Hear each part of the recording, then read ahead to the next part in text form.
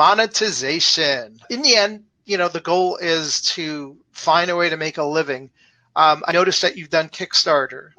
What are the other ways are you kind of getting creative with being able to self-finance as a writer, artist in this amazing field that you're doing? So there's things like Patreon. I get some money from Patreon every month, which is very helpful. That kind of covers the bills in the studio. I sell digital products on Gumroad, like paint textures and fonts that I've created. And that, every now and then that will be score big. And sometimes I make a lot of sales. Sometimes I make just a couple. When I do Kickstarters, I try to print a whole pile of extra books, like 2,000 extra books, so I can be selling them for the next years and years and years. And so that starts becoming a little bit of passive income. I have a distributor in LA who handles book sales to bookstores and on Amazon and all that stuff. So I get a check from them every month.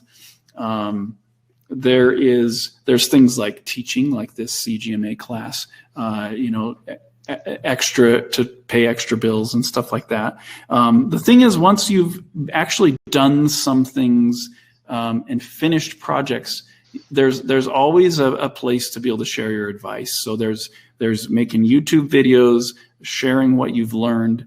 There is making courses and all that stuff. The more you've accomplished, the more you can market any of that stuff.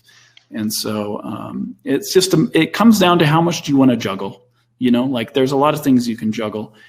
Well, I like to tell artists, like, try to early on in your career think of ways to get passive income. If that means rights and royalties, whatever it is, try to get yourself in situations where you can get passive income. I know some people talk about it as if it's a myth, but it works. I get passive income. So if I would have started thinking this way sooner in my career, I would be in a better place now. But I only started thinking this way, 5 years ago or so when I started doing comics. But you can, you can do very well for yourself if you just start thinking. So do some research on passive income and ways to do it.